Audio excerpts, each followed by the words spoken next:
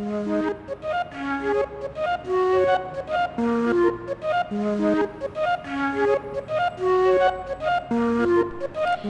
was Hassan al-Banna? Let's go. We learn about him.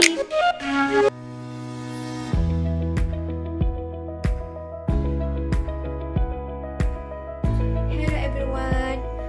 My name is Nur Farah Aida binti Muhammad Zurhan.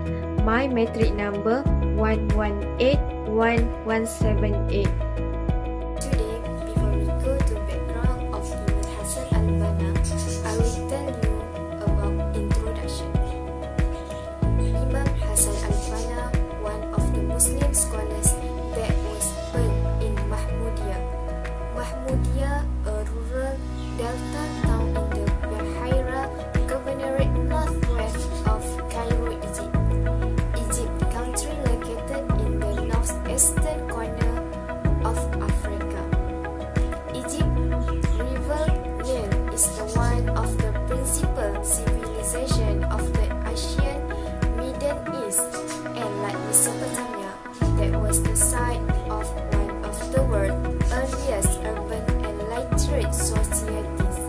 After Alexander the Great conquered the region in 223 before century, urban Egypt became an integral part of the Hellenistic world.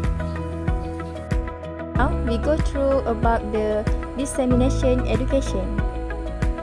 First, in contemporary Egyptian development, Egyptian education is the past and present archetype of economic and social behavior in the Middle East and throughout the Muslim world.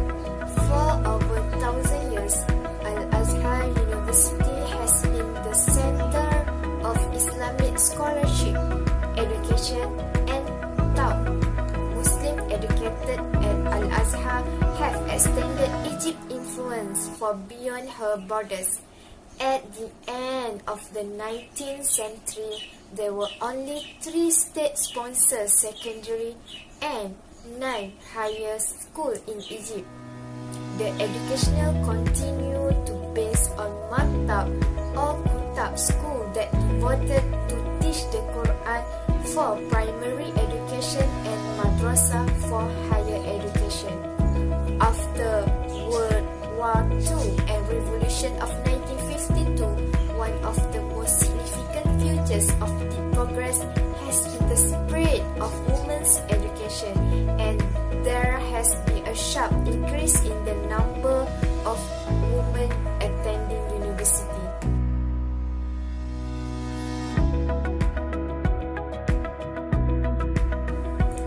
There are 3 stages of state general education. There is primary for 6 years, preparatory 3 years, and secondary for 3 years. The primary and preparatory stage are compulsory for children between age 6 and 15. Pupils who are successful in examination can continue their education at the secondary level. There are 2 types of secondary school, general and technical. General high school offer a scientific, mathematical and liberal art curriculum.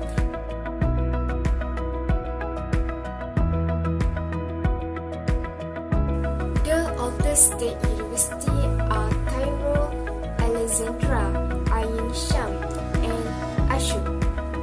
More universities were added to the state system during and since the 1970s.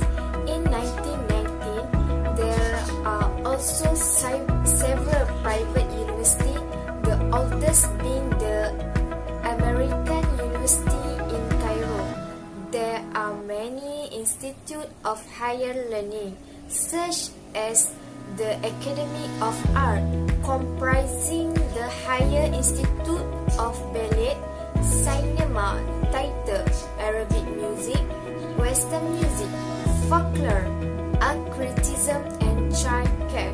Other institutes specialize in commerce, industry, agriculture, the art, physical culture, social service, public health, domestic economy, and language. Hi, my name is Nurul Husna binti Muhammad Zamri. My matric number is 1181161. Now, let's go we learn about Hassan Al-Banna.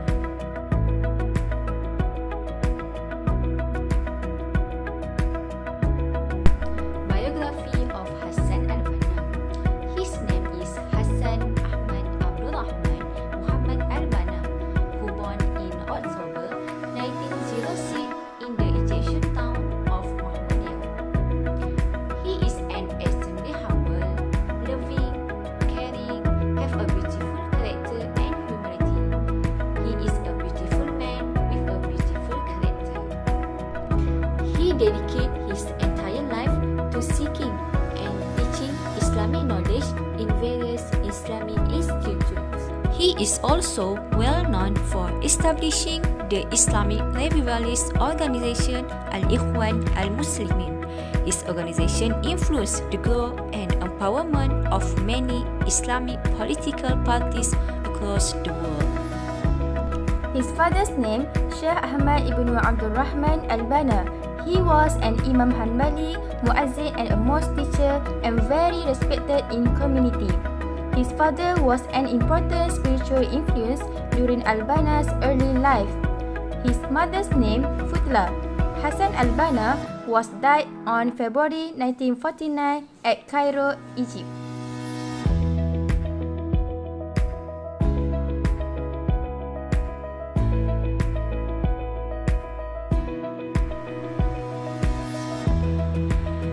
Early education of Hassan Al-Banna.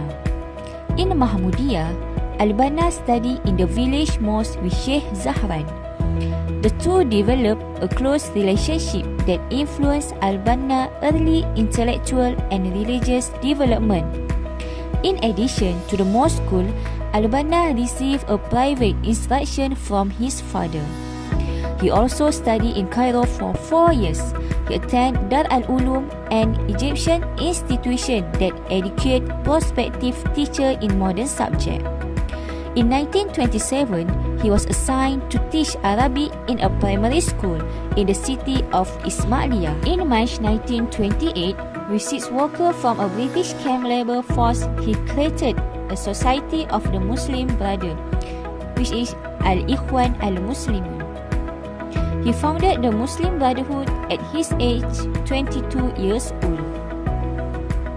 Assalamualaikum everyone. Let me introduce myself. My name is Nur Izzati Shafiqah binti Azmi and my matric number is 1181165. First, I will begin with Hassan Al-Banna's contribution in organization. Gerakan Ikhwanul Muslimin or Muslim Brotherhood was established in Zulqa'edah 1347 Hijrah at Hassan Al-Banna's house in Ismailia.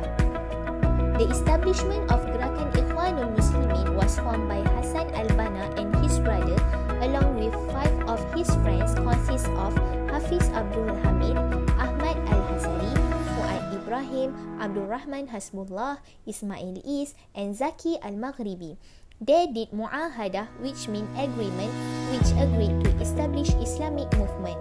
At first, this organization was about to expand the knowledge of religions and to invite mankind to reappreciate Islam with true meaning.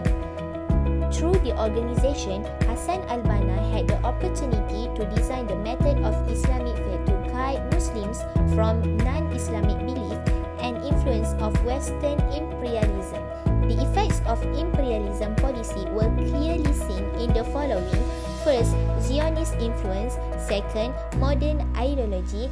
And the last one is Western institution. Next is Hassan Al-Banna's contribution in work. Hassan Al-Banna wrote and produced many works, especially in the form of pamphlets in spreading the message of Islam. The pamphlets have been published in newspapers and magazines published by Gerakan Ikhwanul Muslimin itself and also the issue of private companies. Among them were Jaridah Al-Ikhwan Ikhwan Al-Muslimin Al-Usbu'iyah newspaper, Al-Nazir magazine, Al-Manar magazine, Al-Ta'aruf magazine, and others. His work will inspire and be the reference to the effort of da'wah and the Islamic faith. He produced many works in the da'wah effort. Among of them were Muzakirat al-Da'wah wa Da'iyah, Rasail al-Imam al-Shahid, Maqalat Hassan al-Banna, Al-Ma'surat, and others.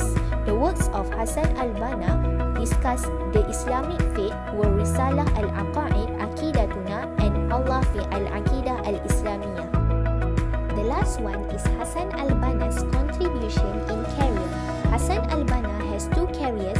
He firstly worked as a teacher at school in Ismailiyah, tied to salary system and teaching act. Then he pursues his career as a preacher. The second career was more general and was seen to have more impact on the community and society that become his da'wah target. In early stage, Hassan al-Banna focused on his da'wah for Ismailiyah community who inhabited nightclubs, cafeterias, and public place. He resigned from teaching after serving for 19 years to organize da'wah activities and to be active full-time in Gerakan Ikhwanul Muslimin. Among his main agenda of da'wah was to focus on building the true Islamic faith. The first thing which emphasized by Hassan al-Banna was about the sources of the reference of the Aqidah by referring Al-Quran and As-Sunnah. The second thing is not to use philosophical approach and logical allusion in the teaching of faith. In fact, he only used the approach of appreciating the greatness of Allah Ta'ala through His creation, feeling the greatness of His attributes through observation of the creation of His creatures, and warning about hereafter through the approach of the Quran.